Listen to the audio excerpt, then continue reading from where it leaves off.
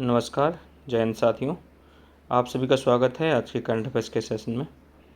आज का हमारा पहला प्रश्न है, हाल ही में अग्नि 5 इंटर कॉन्टिनेंटल बैलिस्टिक मिसाइल का सफल रात्रिकालीन परीक्षण कहाँ किया गया है? ऑप्शंस हैं कर्नाटक, उड़ीसा, आंध्र प्रदेश और इनमें से कोई नहीं। इसका सही आंसर है ऑप्शन बी, उड़ीसा। याद रखिएगा कि भारत में जब भी किसी मिसाइल का परीक्षण होता है तो 99.9% वो परीक्षण जो है उड़ीसा में एक जगह है जिसका नाम है चांदीपुर। तो परीक्षण जो है हमेशा उड़ीसा के चांदीपुर में होता है। इसलिए अगर कभी आपको याद भी ना रहे और कभी भी किसी मिसाइल का परीक्षण पूछा जाए, चाहे वो मिसाइल को इसरो द्वारा डेवलप किया गया हो, चाहे मिसाइल को आपका DRDO द्वारा डेवलप किया गया हो, किसी और भी ऑर्गेनाइजेशन के द्वारा डेवलप किया गया हो, मिसाइल का परीक्षण जब भी पूछा जाए तो इसका सीधा आंसर होता है उड़ीसा चांदीपुर। और जब भी हम अंतरिक्ष कोई भी प्रोग्राम लॉन्च करते हैं तो वो श्रीहरिकोटा जो सतीश धवन अंतरिक्ष केंद्र है वो आंध्र प्रदेश से हम लॉन्च करते हैं। और जो हमारा रॉकेट प्रक्षेपण केंद्र है वो केरला में है जिसका नाम है थुम्बा रॉकेट प्रक्षेपण केंद्र। और जब हम एटॉमिक टेस्ट करते हैं तो आप सबको पता होगा कि वो हमारा जो है पोखरण राजस्थान जैसलमेर डिस्ट्रिक्ट में स्थित है। तो इसका सही आंसर हो जाएगा चांदीपुर, उड़ीसा। अगला प्रश्न, हाल ही में कुशावती किस राज्य का तीसरा जिला बना है? ऑप्शंस हैं लक्षद्वीप, पांडिचेरी, गोवा और इनमें से कोई नहीं। इसका सही आंसर है ऑप्शन सी, गोवा। गोवा भारत का क्षेत्रफल की दृष्टि से सबसे छोटा राज्य है और अभी तक गोवा में सिर्फ 2 ही ज़िले हुआ करते थे। अब गोवा में तीसरा ज़िला जो बनने वाला है तो उसका नाम है आपका कुशावती। तो कुशावती जो है वो किस राज्य का तीसरा ज़िला होगा? तो इसका सही आंसर है आपका गोवा। अब रही गोवा की बात, तो गोवा के बारे में जान लीजिए। भारत आने वाली पहली यूरोपियन कंपनी या पहले यूरोपीय कौन थे?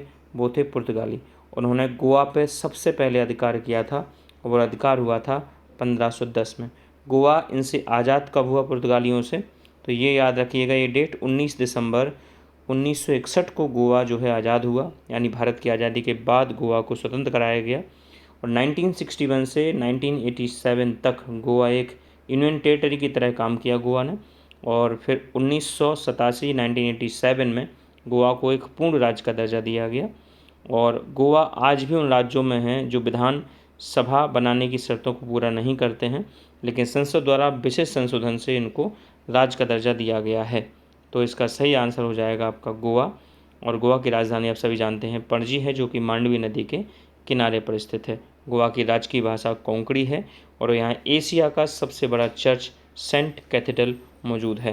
तो इसका सही आंसर हो जाएगा आपका गोवा, ऑप्शन सी। अगला प्रश्न, हाल ही में राष्ट्रीय पक्षी दिवस कब मनाया गया? ऑप्शंस हैं 3 जनवरी, 5 जनवरी, 4 जनवरी और इनमें से कोई नहीं। इसका सही आंसर है ऑप्शन बी, 5 जनवरी को राष्ट्रीय पक्षी दिवस मनाया गया है। याद रखिएगा, यदि जनवरी की बात आ जाए तो 1 जनवरी को वैश्विक परिवार दिवस मनाया जाता है, 4 जनवरी को ब्रेल दिवस मनाया जाता है, 5 जनवरी को जैसा कि सामने लिखा है राष्ट्रीय पक्षी दिवस मनाते हैं, 9 जनवरी को प्रवासी भारतीय दिवस मनाया जाता है। इसके अलावा 10 जनवरी को विश्व हिंदी दिवस और विश्व हास्य दिवस मनाते हैं।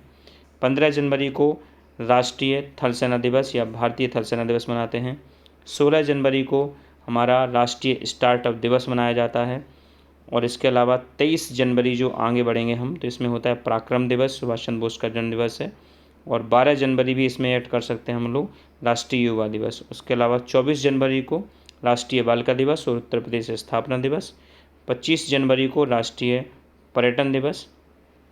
उसके अलावा आपका जो है और आगे बढ़ेंगे अगर तो इसके बाद आएगा आपका जो है 30 जनवरी और उस दिन मनाते हैं शहीद दिवस। महात्मा गांधी की हत्या हुई थी बिरला हाउस नई दिल्ली में 30 जनवरी 1948 को।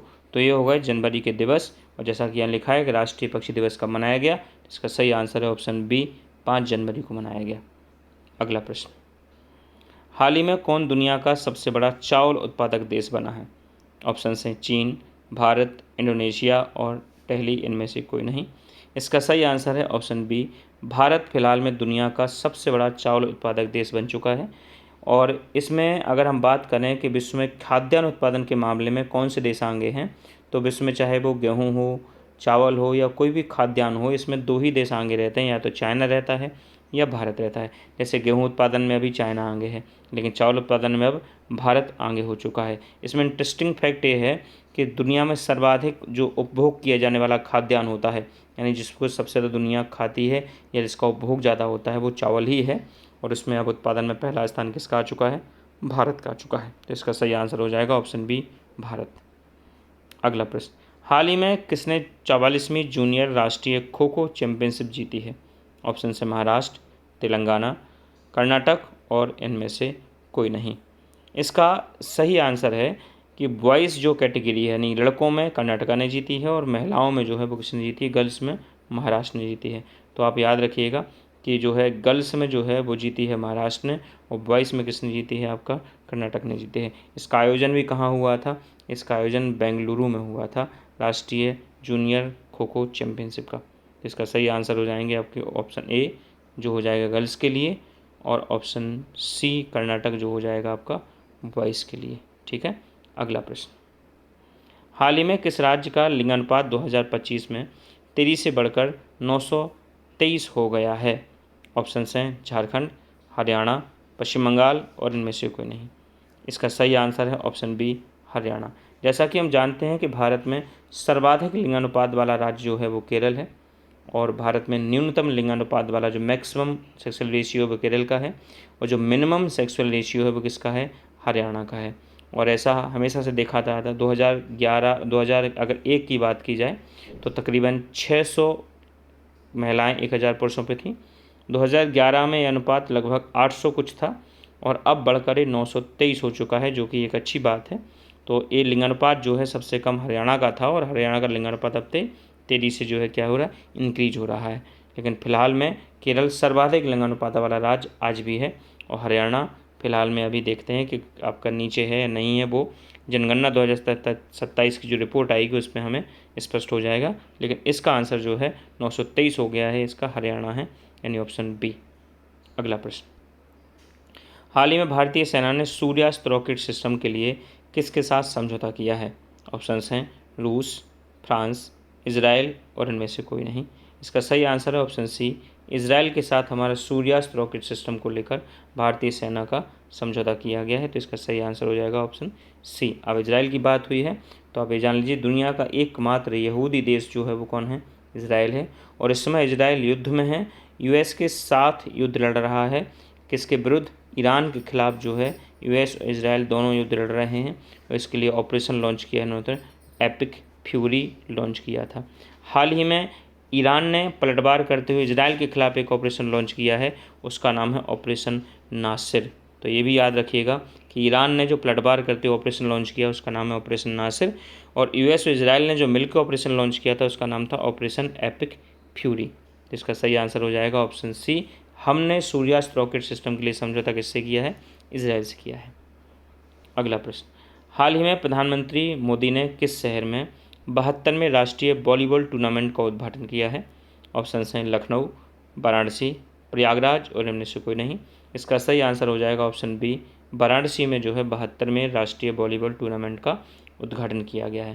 जैसा कि गौरतलब है कि प्रधानमंत्री नरेंद्र मोदी लोकसभा यानी पार्लियामेंट ऑफ मेंबर कहाँ से हैं? बनारस की लोकसभा सीट से ही वो सांसद हैं और बनारस उनका निर्वाचन क्षेत्र है, संसदीय क्षेत्र है। और बनारस में एक अंतर्राष्ट्रीय क्रिकेट स्टेडियम बन रहा है जो भगवान शिव की थीम पर बन रहा है। और बनारस वो शहर है भारत का जहाँ पे पहली अर्बन रोपवे जो चलाई गई है या रोपवे प्रोजेक्ट लगाया गया भारत का पहला, वो बनारस में लगाया गया है।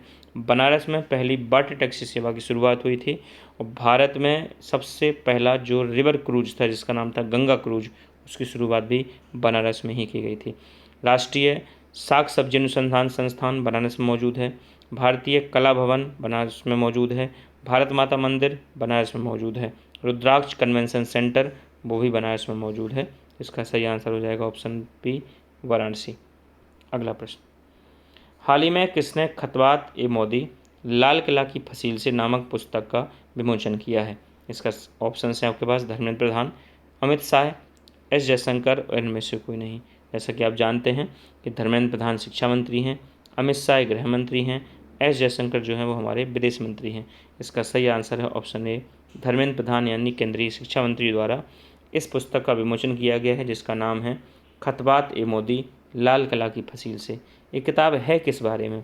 एक किताब है 2014 से लेके प्रधानमंत्री नरेंद्र मोदी ने 2025 तक जितने भी भाषण लाल किला से 15 अगस्त को दिए हैं उन सभी का समायोजन इस पुस्तक में किया गया है और इस पुस्तक का नाम है खतबात ए मोदी, लाल किला की फसील से। इसका विमोचन किसने किया है? धर्मेंद्र प्रधान ने किया है। अगला प्रश्न, हाल ही में कहाँ स्मार्ट ग्रीन एक्वाकल्चर सिस्टम का उद्घाटन किया गया है या RAS का उद्घाटन किया गया है? ऑप्शंस हैं कर्नाटक, तेलंगाना, आंध्र प्रदेश और इनमें से कोई नहीं।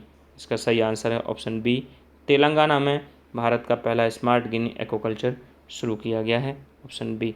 तेलंगाना के बारे में आप जानते हैं, तेलंगाना की राजधानी क्या है? हैदराबाद है। और तेलंगाना के मुख्यमंत्री कौन है? अनुमला रेवंत रेड्डी हैं, जो कि इस समय सर्वाधिक आपराधिक रिकॉर्ड रखने वाले भारत के मुख्यमंत्री हैं किसी भी राज्य के। उम्मीद करते हैं कि आज का सेशन आपको पसंद आया होगा। यदि पसंद आया है तो इसको शेयर जरूर कीजिएगा और चैनल को सब्सक्राइब करिएगा ताकि अगला वीडियो जैसे अपलोड हो सबसे पहले आपके पास पहुँचे। बहुत बहुत धन्यवाद सभी का। जय हिंद, ख्याल रखिएगा, पढ़ते रहिएगा।